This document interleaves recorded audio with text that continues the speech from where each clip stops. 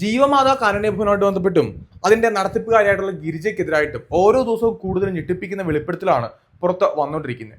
നിങ്ങൾക്ക് എല്ലാവർക്കും അറിയാം, ഏറ്റവും ആദ്യം ഒരു പോക്സോ കേസ് മാത്രമായിരുന്നു. ഈ ജീവമാതാ കാരുണ്യഭവന്റെ ഓണറായിട്ടുള്ള ഗിരിജയുടെ മകനായിട്ടുള്ള വിഷ്ണു അവിടെ തന്നെ ആ ഒരു ഓർഫനേജിൽ താമസിച്ചിരുന്ന ഒരു പെൺകുട്ടിയെ കഴിഞ്ഞ ഒക്ടോബറിൽ വിവാഹം കഴിച്ചു. ആ പെൺകുട്ടിക്ക് ആ സമയത്ത് ജസ്റ്റ് 18 വയസ്സ് മാത്രമേ പ്രായമായിട്ടുണ്ടായിരുന്നുള്ളൂ. ആ കുട്ടി ഈ ജൂണിൽ ഒരു കുഞ്ഞിനെ പ്രസവിച്ചു. 7ാം മാസത്തിൽ പ്രസവിക്കുകയാണ്. അപ്പോൾ ഇവർ പറഞ്ഞിരുന്നത് 7ാം മാസത്തിലെ പ്രസവം എന്നാണ്. പക്ഷെ പിന്നീടാണ് നമുക്ക് ഡീറ്റെയിൽസ് കിട്ടുന്നത്. ആ കുട്ടി വിവാഹ സമയത്ത് തന്നെ ഗർഭിണിയായിരുന്നു. പൂർണ്ണ ഗർഭിണിയായതിനു ശേഷമാണ് വിവാഹം കഴിക്കുകയും പ്രസവിക്കുകയൊക്കെ ചെയ്തത്. അപ്പോൾ അത് 7ാം മാസത്തിലെ പ്രസവമല്ല. ആ കുഞ്ഞ് അല്ലെങ്കിൽ ആ കുട്ടി ഗർഭിണിയായ സമയത്ത് പ്രായപൂർത്തി ആയിട്ടുണ്ടായിരുന്നില്ല. അതുകൊണ്ട് ഇത് പോക്സോ കേസായിട്ട് സ്വാഭാവികമായിട്ട് മാറുകയും ചെയ്യും. അപ്പോൾ വിഷ്ണുവിനെതിരായിട്ടും ഗിരിജയ്ക്കെതിരായിട്ടും ഏറ്റവും ആദ്യത്തെ ഒരു ആരോപണം എന്ന് പറയുന്നത് ഈ വിഷയം മാത്രമായിരുന്നു. പക്ഷെ പിന്നീട് ഓരോ കാര്യങ്ങൾ, ലക്ഷ്മി എന്ന് പറയുന്ന ഒരു കുട്ടിയുടെ മരണവുമായിട്ട് ബന്ധപ്പെട്ട് അടുത്തൊരു വിവാദം വരികയാണ്. അവിടെ താമസിക്കുന്ന പെൺകുട്ടികൾക്കുൾപ്പെടെ അനുഭവിക്കേണ്ടി വരുന്ന ഒരുപാട് ബുദ്ധിമുട്ടുകളെ കുറിച്ച് ഒരുപാട് വാർത്ത വരുന്നു. പിന്നീട് പ്രായമായ അമ്മമാരവിടെ താമസിക്കുന്നുണ്ട്. അവരനുഭവിക്കുന്ന ബുദ്ധിമുട്ടുകൾ അവർ തന്നെ വന്ന് തുറന്നു പറയുന്നു. ഒരുപാട് കേസുകളാകുന്നു.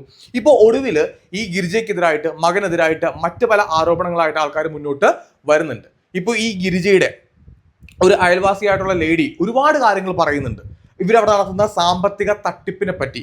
അല്ലെങ്കിൽ മകനായിട്ടുള്ള വിഷ്ണുവിന് ഇതിനു മുന്നേ ഒരു കാമുകി ഉണ്ടായിരുന്നു. ആ കാമുകിക്ക് സാമ്പത്തികം ഇല്ലാഞ്ഞതുകൊണ്ട് ഈ ഗിരിജ തന്നെ ആ വിവാഹം മുടക്കിയതാണ്. പിന്നീട് ഈ ഓർഫനേജിലെ പെൺകുട്ടിയായിട്ട് അവർ ഗതികെട്ട് വിവാഹം നടത്തേണ്ടി വന്ന അവസ്ഥ. അങ്ങനെ ഈ വിഷ്ണുവിനെതിരായിട്ട്, ഗിരിജയ്ക്കെതിരായിട്ട് ഓരോ ദിവസവും ആരോപണങ്ങൾ ഇങ്ങനെ കൂടിക്കൊണ്ടേയിരിക്കുകയാണ്. നമുക്ക് എന്തായാലും ഈ വിഷയമായിട്ട് ബന്ധപ്പെട്ട് ഇപ്പൊ അതായത് ഈ ഗിരിജ എന്ന് പറയുന്ന ലേഡി ഉണ്ടല്ലോ, അവര് പത്തനാപുരം കേന്ദ്രീകരിച്ച്, ഈ ഓർഫനേജ് ഒക്കെ തുടങ്ങുന്നതിന് മുന്നേ പത്തനാപുരം കേന്ദ്രീകരിച്ച് ഒരു അനാശാസ്യ പ്രവർത്തനം നടത്തിയിരുന്നു എന്ന് പോലും വാർത്തകൾ ഇപ്പോൾ വരുന്നുണ്ട്. അതിൽ എത്രമാത്രം സത്യം ഉണ്ടെന്ന് അന്വേഷിച്ചാൽ മാത്രമേ മനസ്സിലാകത്തുള്ളൂ. പിന്നെ സാമ്പത്തിക ക്രമക്കേടിനെ പറ്റി ഒരുപാട് ആൾക്കാർ പറയുന്നുണ്ട്. അവിടെയുള്ള ഓരോ കുട്ടികൾക്കും അമ്മമാർക്കും ഭക്ഷണം പോലും കൊടുക്കുന്നില്ല എന്നുള്ളതിന് ഡീറ്റെയിൽസും പുറത്തു വരുന്നുണ്ട്. അപ്പോൾ തീർച്ചയായിട്ടും പോലീസിന്റെ അന്വേഷണം ഉണ്ടാകുന്നതാണ് ഏറ്റവും ഉചിതം. ഞാൻ എന്തായാലും ഈ ഗിരിജയുടെ അയൽവാസി ആയിട്ടുള്ള ഒരു ലേഡിയുടെ ഒരു വോയിസ് ഉണ്ട്, ആ വോയിസ് ക്ലിപ്പ് ഒന്ന് പ്ലേ ചെയ്യാം. പിന്നെ വർഷയുണ്ട് മോൾ, ആ കൊച്ചിന്റെ കാര്യം എനിക്ക് അറിയത്തില്ല, അതിനെപ്പറ്റി പേഴ്സണലി എനിക്കൊന്നും അറിയത്തില്ല.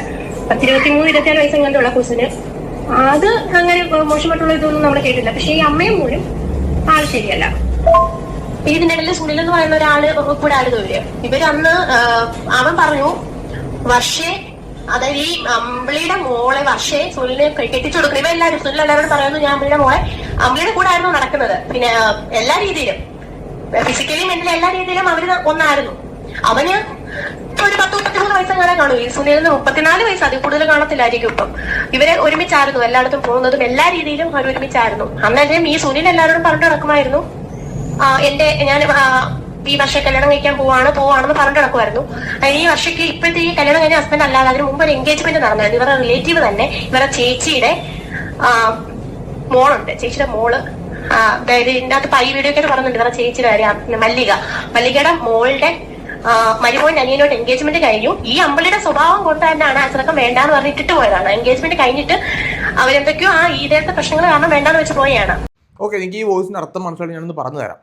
ഈ ഗിരിജയ്ക്ക് വിഷ്ണു അല്ലാണ്ട് മറ്റൊരു മകൻ കൂടി ഉണ്ടെന്നാണ് അയൽവാസി പറയുന്നത്. അവരുടെ പേരാണ് വർഷ. ഇപ്പോൾ വർഷ എന്ന് പറയുന്ന ലേഡി, ഇപ്പോൾ ഈ പറയപ്പെടുന്ന ഈ സുനിലുമായിട്ട് വിവാഹമൊക്കെ ഇങ്ങനെ ഉറപ്പിച്ച് വെച്ചിരിക്കുകയായിരുന്നു. അതിനു മുന്നേ മറ്റൊരു ഈ ഗിരിജയുടെ സഹോദരിയായിട്ടുള്ള, ഈ ഗിരിജയുടെ യഥാർത്ഥ പേര് ഇവർ പറയുന്നത് അമ്പിളി എന്നാണ്. ഈ നമ്മൾ ലാസ്റ്റ് വീഡിയോ ഒക്കെ പറഞ്ഞിട്ടുണ്ടായിരുന്നു. ഈ അമ്പിളിയുടെ സഹോദരി ആയിട്ടുള്ള ഒരു ലേഡി. അപ്പോൾ ആ ലേഡിയുടെ ബന്ധുവായിട്ടുള്ള ഒരു വ്യക്തിയായിട്ട് ഈ വിവാഹം ഇങ്ങനെ ഉറപ്പിച്ചു വെച്ചിട്ടുണ്ടായിരുന്നു. പക്ഷെ പിന്നീട് അത് മുടങ്ങിപ്പോവുകയും പിന്നീട് ഈ വർഷം എന്ന് പറയുന്ന ആ മകൾക്ക് മറ്റൊരു കല്യാണാലോചന വരുന്നു. അപ്പോൾ ഇങ്ങനെ ഒരുപാട് കാര്യങ്ങൾ അത് മുടങ്ങിപ്പോകുന്നു. ഇങ്ങനെ ഒരുപാട് സംഭവങ്ങൾ ഇങ്ങനെ വരുന്നുണ്ട്. ഇപ്പോൾ ഇവരെ പറ്റി അമ്പിളി അല്ലെങ്കിൽ ഗിരിജ, ഇവരെ പറ്റി ഒരുപാട് പുതിയ പുതിയ കാര്യങ്ങൾ ഇങ്ങനെ പുറത്ത് വന്നുകൊണ്ടിരിക്കുകയാണ്. പുതിയ പുതിയ ആരോപണങ്ങൾ ഇങ്ങനെ പുറത്ത് വന്നുകൊണ്ടിരിക്കുകയാണ്. ഇവരുടെ ജീവിത രീതി അല്ലെങ്കിൽ ഇവരെങ്ങനെ ഈ ഓർഫനേജിലേക്ക് എത്തി, അതിനു മുന്നേ ഉള്ളവരുടെ ഹിസ്റ്ററി പരിശോധിക്കുമ്പോഴത്തേക്കും ആരും ഇവരെ പറ്റി നല്ല കാര്യങ്ങൾ പറയുന്നേ ഇല്ല. ഓർഫനേജിലെ കാര്യങ്ങൾ ഇത്രയും നാളും ഈ ഓർഫനേജ് നടത്തിക്കൊണ്ട് വന്ന് 2-3 വർഷം പുറത്ത് കാര്യങ്ങളൊന്നും വന്നിട്ടില്ല. പക്ഷേ അതിൻ്റെ ഉള്ളിലെ കാര്യങ്ങൾ പുറത്ത് വന്നു തുടങ്ങിയപ്പോഴത്തേക്കും അവിടെയും പ്രശ്നമാണ്. അതായത് ഈ ഗിരിജ എന്ന് പറയുന്ന ലേഡിയുടെ ഹിസ്റ്ററിയും പ്രശ്നമാണ്, ഇപ്പോഴത്തെ പ്രസന്റും പ്രശ്നമാണ്. ഇവരൊരു പ്രശ്നക്കാരിയാണെന്നാണ് പൊതുവെ എല്ലാവരും പറയുന്നത്. ബാക്കിയോടെ കേൾക്കാം. അങ്ങനെ ആ ഫസ്റ്റ് എൻഗേജ്മെന്റിന്റെ സമയത്ത് സുനിൽ ഭയങ്കര പ്രശ്നമായിരുന്നു. ഈ വർഷയെ സുനിലിനെ കെട്ടിച്ചു കൊടുക്കണമെന്നുണ്ട്. അമ്മളിപ്പം പറഞ്ഞു മോളെ കെട്ടിച്ചു കൊടുക്കില്ല എന്ന് പറഞ്ഞാൽ അങ്ങനെ ഭയങ്കര പ്രശ്നമായി. അങ്ങനെ അവിടെ തന്നെ ഒരു രമ്യ എന്ന് പറയുന്ന ഒരു പെൺകുട്ടിയായിട്ട് അവരെ കെട്ടിച്ചു കൊടുക്കാം എന്നൊക്കെ പറഞ്ഞു. ആ കുട്ടിക്ക് 18 വയസ്സുള്ളായിരുന്നു. രമ്യ എന്ന് പറയുന്ന കുട്ടിക്ക് 18 വയസ്സുള്ളായിരുന്നു. അങ്ങനെ ഈ അമ്പിളി തന്നെയാണ് കല്യാണം. പെൺകുട്ടിയുടെ വീട്ടുകാർ സമ്മതിച്ചില്ല. അങ്ങനെ ഈ പെൺകുട്ടി ആ പയ്യനും തമ്മിൽ ഒരു ലൈൻ സെറ്റാക്കി കൊടുത്തിട്ട് അവസാനം ആ പെൺകുട്ടിയെ എല്ലാം പറഞ്ഞു ഇവന്റെ കൂടെ ഇറക്കി വിടുകയാണ് ചെയ്തത്. കല്യാണമൊട്ടുമല്ല, കുട്ടി 18 വയസ്സ് കഴിഞ്ഞു കുട്ടിയെ വീട്ടിൽ വിട്ടു ഒരാഴ്ച കഴിഞ്ഞപ്പോൾ ഇവന്റെ കൂടെ അവൾ ഇറങ്ങിപ്പോയിരുന്നു ഈ സുനിലിന്റെ കൂടെ. കാരണം സുനിലിന്റെ എങ്ങനെയെങ്കിലും അമ്മയ്ക്ക് തലയെ ഒഴിച്ചു വേണമായിരുന്നു. അതിന് വേണ്ടിയിട്ട് രമ്യ അതിനകത്ത് ഇരയാക്കി ചെയ്തേ. രമ്യക്ക് ഇപ്പൊ എനിക്ക് തോന്നുന്നു 22-23 വയസ്സെങ്ങാണ്, 22-23 വയസ്സ് കാണുമായിരിക്കും. ആ കുട്ടിക്ക് ഇപ്പൊ 2 കുട്ടികളുണ്ട്. ഈ സുനിലെന്ന് പറയുന്ന ആ വ്യക്തിയും ഈ കുട്ടിയും തമ്മിൽ ഭയങ്കര പ്രശ്നമാണ്. സംശയം, അടി, ബഹളം, അങ്ങനെ ഭയങ്കര എല്ലാ രീതിയിലും ഡിവോഴ്സിന്റെ വക്കിൽ വരെ എത്തിയതാണ്. ഓണം നിൽക്കുന്ന ഓരോ കുട്ടികൾക്കും ഈ രമ്യയോട് തിരക്കി കഴിഞ്ഞാൽ അമ്പളെ പറ്റി പറയാൻ ഇഷ്ടംപോലെ കാര്യങ്ങളാണ്. അവിടെ നിന്നിട്ടുള്ള എല്ലാ കുട്ടികൾക്കും ഇവരെ പറ്റി പറയാൻ 100 കാര്യങ്ങളുണ്ട്. ഇതെന്താ നമ്മൾ കേൾക്കുമ്പോഴത്തേക്ക് ഇതൊരുമാതിരി കൂട്ടിക്കൊടുപ്പ് പോലെയാണല്ലോ. സത്യം ഓപ്പണായിട്ട് അങ്ങനെ തന്നെ പറയേണ്ടി വരും. കാരണം ഓർഫനേജിന്റെ മറവിൽ ഇവർ എന്തൊക്കെയാണ് ചെയ്യുന്നത്? ഇവിടെ അമ്പിളി എന്ന് പറയുന്ന ലേഡിയെ ഒരു പേര് പറയുന്നുണ്ടല്ലോ. അമ്പിളി മറ്റാരും അല്ല, ഈ ഗിരിജ തന്നെയാണ്. അപ്പോൾ ഈ ഗിരിജയുടെ മകളായിട്ടുള്ള വർഷ ഇതിനു മുന്നേ വിവാഹം കഴിക്കാനിരുന്ന സുനിൽ വിവാഹം കഴിച്ചില്ല. അപ്പോൾ സുനിലിനെ തൃപ്തിപ്പെടുത്താൻ വേണ്ടിയിട്ട് അല്ലെങ്കിൽ സുനിലിനെ ഒഴിവാക്കാൻ വേണ്ടിയിട്ട് ഇവർ ചെയ്ത മറ്റൊരു കാര്യം എന്ന് വെച്ച് കഴിഞ്ഞാൽ വേറൊന്നുമല്ല, ഈ സുനിലിന് ഈ ഓർഫനേജിലുള്ള ഗിരിജ നടത്തിക്കൊണ്ടിരിക്കുന്ന ആ ഓർഫനേജിലുള്ള രമ്യ എന്ന് പറയുന്ന ഒരു പെൺകുട്ടിയെ വിവാഹം കഴിപ്പിക്കുകയാണ്. അതും വെറും 18 വയസ്സായപ്പോഴത്തേക്ക്. നിങ്ങൾ ആലോചിച്ച് നോക്കിയാൽ അപ്പോൾ ഓർഫനേജിൽ ഇവരുടെ മകനായിട്ടുള്ള വിഷ്ണു കല്യാണം കഴിച്ചത് വെറും 18 വയസ്സ് തികഞ്ഞ ഒരു പെൺകുട്ടിയാണ്. ഈ രമ്യ എന്ന് പറയുന്ന ഓർഫനേജിൽ ഉണ്ടായിരുന്ന ആ പെൺകുട്ടിക്കും വെറും 18 വയസ്സ് മാത്രമേ ആയിട്ടുള്ളൂ. അപ്പോൾ ഇവരുടെ മകളുടെ കാമുകനായിരുന്ന വിവാഹം കഴിക്കാനിരുന്ന സുനിലിന്റെ മകൾക്ക് വിവാഹം കഴിപ്പിച്ച് കൊടുക്കാൻ പറ്റില്ല. അതുകൊണ്ട് രമ്യ എന്ന് പറയുന്ന വേറൊരു പെൺകുട്ടി അവരെ സെറ്റപ്പ് ചെയ്ത് കൊടുക്കുന്ന പോലെയാണ്. അങ്ങ് ലൈൻ എടുപ്പിച്ച് വിവാഹം കഴിപ്പിച്ചേക്കുക. എന്നിട്ട് രമ്യയുടെ അവസ്ഥ ഇപ്പം എന്തായിരിക്കുക? അവർക്ക് കുട്ടികളൊക്കെ ആയി. ആ കൊച്ചിനാണെന്നുണ്ടെങ്കിൽ ഇപ്പോൾ നിന്ന് നിരിയാൻ പോലും പറ്റാത്ത അവസ്ഥയാണ്. കാരണം ഈ സുനിൽ എന്ന് പറയുന്നതിന് ഒടുക്കത്തെ സംശയമാണ്. അപ്പൊ രമ്യയുടെ ലൈഫ് കൂടെ പോയി. ഇത് ആര് കാരണമാണ്? ഈ ഗിരിജ എന്ന് പറയുന്ന ലേഡി കാരണം. അപ്പൊ ഇവരുടെ ഓർഫനേജിലുള്ള പെൺകുട്ടികൾക്ക് കൃത്യമായിട്ട് വിദ്യാഭ്യാസം നേടിക്കൊടുക്കുക, അല്ലെങ്കിൽ അവരെ ഒരു നല്ല ജോലിക്ക് വിടുക, അവർക്ക് നല്ലൊരു ജോലി വാങ്ങിച്ച് നൽകാൻ പറ്റുന്ന രീതിയിൽ വിദ്യാഭ്യാസവും ജോലിയും കരിയറും ഒക്കെ സെറ്റാക്കുക, അതൊന്നുമല്ല. വെറും 18 വയസ്സാകുന്ന സമയത്ത് പിടിച്ചങ്ങ് കെട്ടിച്ച് വിട്ടേക്കുക. അതും എങ്ങനെ കെട്ടിച്ച് വിടുന്നേ? നല്ല ആലോചനയാണെന്ന് നോക്കത്തില്ല. ഇവർക്ക് ഇവരുടെ കാര്യങ്ങളൊക്കെ നടന്നു പോകാൻ പറ്റുന്ന രീതിയിൽ ഇപ്പോൾ സുനിൽ വന്ന് സുനിലിനെ കൊണ്ട് കെട്ടിപ്പിക്കുന്നു, അല്ല വേറെടുത്തും വരുന്ന ആൾ അവപ്പോൾ ആ കല്യാണം നടത്തി വിടുന്നു. ഇതാ ഞാൻ പറഞ്ഞു, ഇവരെന്താ ചെയ്യുന്നത്? ഇത് ഓർഫനേജ് ആണോ അതോ വേറെ വല്ലതും ആണോ? നിങ്ങൾക്ക് ഇതിന്റെ കാര്യങ്ങൾ മനസ്സിലായില്ലേ? ഓരോ ദിവസവും നമ്മൾ ഇവരെപ്പറ്റി കേൾക്കുന്നത് ഞെട്ടിപ്പിക്കുന്ന വാർത്തകളാണ്. അല്ലെങ്കിൽ ഒരു സ്ത്രീ അങ്ങനെ ആകാൻ പാടില്ല, അല്ലെങ്കിൽ നമ്മൾ ഭയപ്പെടേണ്ട കുറച്ച് സ്ത്രീകളുണ്ടല്ലോ നമ്മുടെ സമൂഹത്തിൽ, ഈ ഉടായ്പ പരിപാടിയൊക്കെ ചെയ്യുന്ന. പക്ക ഉടായ്പായിട്ടാണ് ഇവർ മുന്നോട്ട് പോകുന്നത്. പാക്കോടെ കേൾക്കാം. ഒരിക്കലും ഒരു കുട്ടി പോലും നല്ല അഭിപ്രായം പറയത്തില്ല. അതാണ് സത്യം. കുട്ടികളെ, അവിടെ നിൽക്കുന്ന കുട്ടികളെ മെന്റലി ഫിസിക്കലി അവർ നല്ലപോലെ ഉപദ്രവിക്കാറുണ്ട് എല്ലാ രീതിയിലും. ഓക്കെ, എവിടേക്കോ പോയി ആദരവ് അത് ഇതൊക്കെ കാണുമ്പോൾ. അതുപോലെ ഈ അമ്പിളിക്ക് ഇതാണ് ജോലി. മരുമോന് പ്രത്യേകിച്ചൊരു ജോലിയില്ല, മോക്കൊരു ജോലിയില്ല, മോനൊരു ജോലിയില്ല. എല്ലാവരും ഇവിടെ തന്നെ ഇതിന്റെ ആ പാവപ്പെട്ട കുട്ടികൾക്കും അമ്മമാർക്കും ഡൊണേറ്റ് ചെയ്യുന്ന ജനങ്ങൾ കൊടുക്കുന്നതിൽ നിന്ന് ഒരു പങ്ക് പറ്റിയാണ് ഇവർ ജീവിക്കുന്നത്. ഓക്കെ ആയിക്കോട്ടെ, പക്ഷെ അതിന്റെ ഒരു അംശം, ഒരു 100 അംശം പോലും അവിടെ താമസിക്കുന്ന അന്തേവാസികൾക്ക് എത്തുന്നില്ല. ഇത് ലാസ്റ്റ് വീഡിയോയിലും പറഞ്ഞൊരു കാര്യമാണ്. കാരണം ഈ ഗിരിജ എന്ന് പറഞ്ഞ ലേഡിയുടെ സോഴ്സ് ഓഫ് ഇൻകം എന്താണ്? അവർക്ക് ഇപ്പോൾ പ്രത്യേകിച്ച് വേറെ ജോലിയൊന്നുമില്ല. മകനായിട്ടുള്ള വിഷ്ണുവിന് ജോലിയൊന്നുമില്ല. ഇനി ഇവരുടെ വേറൊരു മകളുണ്ടെന്ന് പറയുന്നുണ്ടല്ലോ, ആ മകളുടെ കാര്യം നമുക്ക് അറിയില്ല. എന്തായാലും ഇവരുടെ കൂടെ അല്ല, അപ്പോൾ അവർക്ക് ജോലി ഉണ്ടല്ലോ നമുക്ക് അറിയില്ല. ഇവരുടെ മരുമകളായിട്ടുള്ള ആ കുട്ടി, പേര് പറയാൻ പറ്റില്ല, പോക്സോ കേസ് ആയതുകൊണ്ട് ഇപ്പോൾ ആ കുട്ടിക്കും പ്രത്യേകിച്ച് ജോലിയൊന്നുമില്ല. അവർ റീസെന്റ് ഒരു യൂട്യൂബ് ചാനൽ തുടങ്ങുന്നു, പക്ഷെ അതിൽ നിന്ന് കൊട്ടക്കണക്ക് വരുമാനം വരേണ്ട സാഹചര്യം ഒന്നും എത്തിയിട്ടില്ല. അപ്പോൾ പറയത്തക്ക വരുമാനം ആ വീട്ടിൽ ആർക്കും തന്നെ ഇല്ല. പിന്നെ ഇവർക്ക് എങ്ങനെ ഈ പൈസ വരുന്നു? അല്ലെങ്കിൽ ഗിരിജ സ്വാഭാവികമായിട്ട് ഇത്രയും ആർഭാടപരമായിട്ട് ജീവിക്കാൻ, ഗിരിജയുടെ പേരിൽ ഒരുപാട് പ്രോപ്പർട്ടി ഉണ്ടെന്നൊക്കെയാണ് പറയപ്പെടുന്നത്. അപ്പോൾ ഇവർക്ക് സ്വാഭാവികമായിട്ട് വരുമാനം വരാനുള്ള ഒറ്റ മാർഗം എന്ന് പറയുന്നത് ഈ ഓർഫനേജ് മാത്രമാണ്. നമുക്ക് എല്ലാവർക്കും അറിയാം, ഒരു ഓർഫനേജ് നടക്കുമ്പോൾ ഏകദേശം 70ഓളം അന്തേവാസികൾ അവിടെ ഉണ്ട്, കുട്ടികളായിട്ട് അമ്മമാരായിട്ട്. അപ്പോൾ ഇവരുടെ കയ്യിലേക്ക് ഒരു ഹ്യൂജ് എമൗണ്ട് 70 പേർക്കും വരും, വലിയ എമൗണ്ട് വരും. അവിടേക്ക് വരുന്ന സന്ദർശിക്കുന്ന ആൾക്കാരാണെങ്കിലും വിദേശത്തു നിന്ന് ഒരുപാട് ഫണ്ട് വരും. അപ്പോൾ ഇതൊരു കച്ചവടമായിട്ടാണ്, ബിസിനസ് ആയിട്ടാണ് ഗിരിജ കൊണ്ട് നടക്കുന്നത്. അവിടെയുള്ള ആൾക്കാർക്ക് ഫുഡില്ല, വെള്ളമില്ല, മര്യാദക്ക് ചികിത്സയില്ല, ഒരു ഉണ്ടയില്ല. ഇനി ഇവരെ പറ്റി, അതായത് ഗിരിജയെ പറ്റി ആരെങ്കിലും എന്തെങ്കിലും എതിർത്ത് പറഞ്ഞു കഴിഞ്ഞാൽ അവരെയൊക്കെ പിടിച്ചു മുളക് തേക്കിലും മറ്റേ മറച്ചിലും അങ്ങനെയുള്ള പരിപാടിയൊക്കെ അവർ ചെയ്ത് കളയുകയും ചെയ്യും. അപ്പൊ ഈ ഗിരിജയ്ക്കും മകനും മരുമകൾക്കും എല്ലാവർക്കും എവിടെ നിന്ന് ഇത്രയും പണം വരുന്നു? അതിത്രേ ഉള്ളൂ. ഇവർ കട്ടുമുടിക്കുക. ആ ഓർഫനേജിന്റെ പേരിൽ ആ കിട്ടുന്ന പണം മൊത്തം ഇവർ മുടിച്ചിട്ട് അതിന്റെ വളരെ തുച്ഛമായിട്ടുള്ള ഒരു അംശം മാത്രം അവിടെയുള്ള ആൾക്കാർക്ക് കൊടുക്കുന്നു. അത് മുന്നോട്ട് വോയിസ് പോകുമ്പോൾ നിങ്ങൾക്ക് മനസ്സിലാവും. കാരണം അവിടെ ഫുഡ്, അവിടെ ജോലി ഉണ്ടായിരുന്നു, ബിൽഡിംഗ് ജോലിക്ക് പോകുന്ന ആൾക്കാരുണ്ട്, അവിടെ സ്ഥിരം പോകുന്ന ആൾക്കാരുണ്ടായിരുന്നു.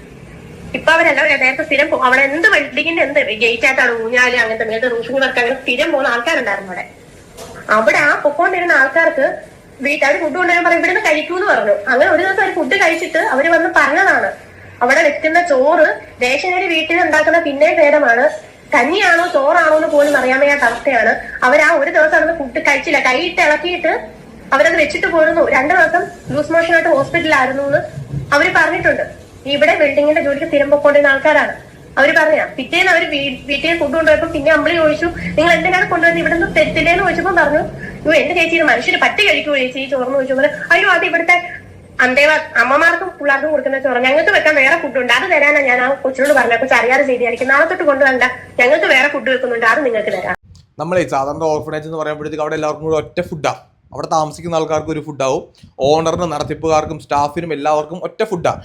പക്ഷേ ഗിരിജയുടെ അവിടെ ഇപ്പോൾ പറയുന്നതനുസരിച്ചിട്ടാണെങ്കിൽ അവിടെ വെൽഡിങ്ങിന് വരുന്ന ആൾക്കാർക്ക് അവരിപ്പോൾ അവിടുത്തെ അന്തേവാസികളെന്ന് ഉദ്ദേശിച്ചത് അവിടുത്തെ അമ്മമാരും കുട്ടികളുമാണ്. അവർക്കുള്ള ഫുഡ് കഴിച്ചപ്പോഴത്തേക്കും അത് റേഷനരി മോശമാണെന്നല്ല ഞാൻ പറയുന്നത്, പക്ഷേ കഞ്ഞിയാണോ ചോറാണോ എന്ന് അറിയാത്ത രീതിയിൽ അത്രയും മോശമായിട്ടുള്ള ഫുഡ് കഴിക്കുന്നു. അപ്പോൾ അവർക്കത് വേണ്ടെന്ന് പറയുന്നു. ഈ വെൽഡിങ്ങിൻ്റെ ആൾക്കാർ അത് വേണ്ടെന്ന് പറയുക. അവർ പിറ്റേ ദിവസം അവർ തന്നെ ഫുഡ് കൊണ്ടുവരുന്നു. അപ്പോൾ ഗിരിജ പറയുകയാണ്, നിങ്ങളെന്താണ് ഈ ഫുഡ് പുറത്തുനിന്ന് കൊണ്ടുവരുന്നത്, ഇവിടെ ഞങ്ങൾക്ക് വേറെ സെപ്പറേറ്റ് ഫുഡ് ഉണ്ട്, ആ ഫുഡ് തരാനായിട്ടാണ് പറഞ്ഞത്. അതായത് ഗിരിജയ്ക്കും മകനും അല്ലെങ്കിൽ ഗിരിജയുമായിട്ട് ബന്ധപ്പെട്ട് നിൽക്കുന്ന ആൾക്കാർക്ക് അവിടെ സുഭിക്ഷമായിട്ടുള്ള ഫുഡായിരിക്കും. ആ പാവങ്ങൾക്കോ ഈ കിട്ടുന്നതിൻ്റെ, അതായത് അവരുടെ പേരിൽ ഗിരിജ പണം വാങ്ങിയിട്ട് അവർക്കൊരു ഫുഡ് പോലും മര്യാദക്ക് കൊടുക്കാണ്ട് അതും കൂടെ വാങ്ങിച്ചങ്ങ് പുട്ടടിക്കുക. ഇതാണ് ഗിരിജ അവിടെ ചെയ്തുകൊണ്ടിരിക്കുന്നത്. ഇപ്പോൾ ഇതൊക്കെ തെളിയിക്കാനായിട്ട് വലിയ പാടൊന്നുമില്ല. കുറച്ച് ആൾക്കാരുടെ ഇപ്പോൾ ഈ പറയുന്ന ഈ വോയിസ് ഉൾപ്പെടെ പുറത്തുവിടുന്ന ആൾക്കാർ ആരാണോ അവരുമായിട്ടൊക്കെ ബന്ധപ്പെട്ട് കുറച്ച് അന്വേഷണം നടത്തി കഴിഞ്ഞാൽ ഗിരിജ അവിടെ ചെയ്യുന്ന കാര്യങ്ങൾ നമുക്ക് കൃത്യമായിട്ട് നിയമത്തെ മുന്നിലേക്ക് കൊണ്ടുവരാൻ വേണ്ടി പറ്റും. ഇവിടെ ഗിരിജ അവിടെ യൂട്യൂബ് ചാനൽ തുറന്നു വെച്ചിട്ട് ഓരോ കാര്യങ്ങൾ ഇങ്ങനെ വിളിച്ചു കൂവി കഴിഞ്ഞാൽ നമുക്ക് അതെന്തായാലും നമ്പാൻ പറ്റില്ല. കാരണം ഗിരിജയ്ക്കെതിരായിട്ട് വരുന്ന ആരോപണങ്ങൾ വളരെ ശക്തമാണ്. അത് ഒരാൾ മാത്രമല്ല പറയുന്നത്, പല ആൾക്കാർ പറയുന്നുമുണ്ട്, അവിടെ വർക്ക് ചെയ്ത സ്റ്റാഫ് ഉൾപ്പെടെ. ഫസ്റ്റ് കല്യാണം നടന്നപ്പോഴേ നമ്മൾ പറഞ്ഞു ഇതിന്റെ പുറകിൽ എന്തോ വലിയ ചതിയുണ്ട്. കാരണം ഇവര് വേറൊരു അഫയർ ഉണ്ടായിരുന്നു പണ്ട്, ഈ അമ്പളി അത് മുടക്കി വിട്ടതാ. ഈ കരുണേഫലം തന്നെ ഏതൊരു ഉച്ചോട്ട് പിന്നെ അഫയർ ആയിരുന്നു. ഇപ്പൊ ഈ കൊച്ചിനെ ഇവര് പറഞ്ഞു എന്റെ മോനെ ഞാൻ നല്ല സ്ത്രീധനമായിട്ട് കെട്ടിച്ചു കൊടുത്തോളൂ എന്ന് തമാശ രീതിയിലാണെങ്കിലും കാര്യമായിട്ടാണെങ്കിലും എപ്പോഴും പറഞ്ഞു നടക്കുന്നവരാ. ഇപ്പൊ ഈ കുട്ടിയെ കെട്ടിച്ചിട്ടുണ്ടെങ്കിൽ ഇതിന്റെ കുറെ എന്തോ വലിയൊരു ഇതുണ്ട് എന്ന് ഞങ്ങൾ അന്നേ പറഞ്ഞു. കേട്ടല്ലോ, അതായത് ഈ വിഷ്ണു എന്ന് പറയുന്നവന് ഇതിനു മുമ്പ് മറ്റൊരു അഫയർ ഉണ്ടായിരുന്നു. അഫയറൊക്കെ ഇപ്പം എല്ലാവർക്കും ഉണ്ടാവും, കുഴപ്പമൊന്നുമില്ല. പക്ഷേ അത് ഗിരിജയാണ് മുടക്കിയത്. എങ്ങനെ ഇരിക്കണം? കാരണം എന്താ, എൻ്റെ മകൻ ഒരുപാട് സ്ത്രീധനം കിട്ടുന്ന പെണ്ണിനെ വിവാഹം കഴിച്ചാൽ മതി എന്ന് ഗിരിജ അങ്ങോട്ട് പറയുക. അപ്പം ഗിരിജയാണ് തീരുമാനിക്കുന്നത് എൻ്റെ മകൻ ഇത്രയും സ്ത്രീധനം വേണം. സ്ത്രീധനത്തിൻ്റെ കാര്യം ഞാൻ പ്രത്യേകിച്ച് പറയേണ്ട ആവശ്യമില്ലല്ലോ. അത് എത്ര വലിയ കുറ്റമാണെന്ന് നമുക്ക് എല്ലാവർക്കും അറിയുകയും ചെയ്യാം. അപ്പോൾ ഗിരിജ ആ കല്യാണം മുടക്കിയിട്ട് ഈ ഓർഫനേജിലുള്ള ഒരു കുഞ്ഞിനെ കൊണ്ട് കെട്ടിപ്പിക്കുകയാണ്. അപ്പോൾ അതിൻ്റെ കാര്യം നമുക്ക് എല്ലാവർക്കും അറിയാം. കാരണം വിഷ്ണു കാരണമാണ് ആ പെൺകുട്ടി വിവാഹത്തിന് മുന്നേ പ്രായപൂർത്തിയാകാത്ത സമയത്ത് ഗർഭിണിയായത്. വിഷ്ണു ആ പെൺകുട്ടിയെ കല്യാണം കഴിച്ചില്ല എന്നുണ്ടെങ്കിൽ ആ ഓർഫനേജ് പൂട്ടേണ്ടി വരും. ഗിരിജയുടെ ഇൻകം അങ്ങ് തീരും. ഗിരിജ വെട്ടുപോകും. കാരണം ഗിരിജ അവിടുന്ന് ലക്ഷങ്ങളും കോടികളൊക്കെ സമ്പാദിക്കുന്നുണ്ട് തീർച്ചയായിട്ടും. അപ്പോൾ ഓർഫനേജിന്റെ മറവിൽ ഗിരിജ നടത്തിക്കൊണ്ടിരിക്കുന്ന എല്ലാ പ്രവർത്തനങ്ങളും അവിടെ സ്റ്റോപ്പായി പോകും. അതുകൊണ്ട് മകനെ പിടിച്ചങ്ങോട്ട് എന്ത് ചെയ്തു, കെട്ടിച്ചു. മറ്റുള്ള ആൾക്കാരുടെ മുന്നിൽ ഗിരിജയ്ക്ക് ഒരു പോസിറ്റീവ് ആവുകയും ചെയ്യും. ഓർഫനേജിലെ പെൺകുട്ടിയെ തന്നെ സ്വന്തം മകൻ കെട്ടിയല്ലോ. മകൻ കാണിച്ച തെമ്മാടിത്തരത്തെ പറ്റി അവിടെ ഗിരിജ പറയില്ല. ഗിരിജ കാണിക്കുന്ന ഊളത്തരങ്ങളെ പറ്റിയും തെണ്ടിത്തരങ്ങളെ പറ്റിയും ഗിരിജ പറയില്ല. അതിപ്പോൾ നമ്മൾ കണ്ടുപിടിച്ചുകൊണ്ടാണ് കാര്യങ്ങളെല്ലാം തന്നെ ജനങ്ങൾ അറിയുന്നത്. വീണ്ടും ഞാൻ പറയുകയാണ്, കൃത്യമായിട്ടുള്ള പോലീസ് അന്വേഷണം ഉണ്ടെങ്കിൽ മാത്രം ഇതിന്റെ യഥാർത്ഥ സത്യങ്ങൾ പുറത്ത് വരികയുള്ളൂ. സത്യങ്ങൾ പുറത്ത് വന്നില്ല എന്നുണ്ടെങ്കിൽ 1000 ഗിരിജന്മാർ നമ്മുടെ സമൂഹത്തിൽ ഇനി ഉണ്ടാകുകയും ചെയ്യും.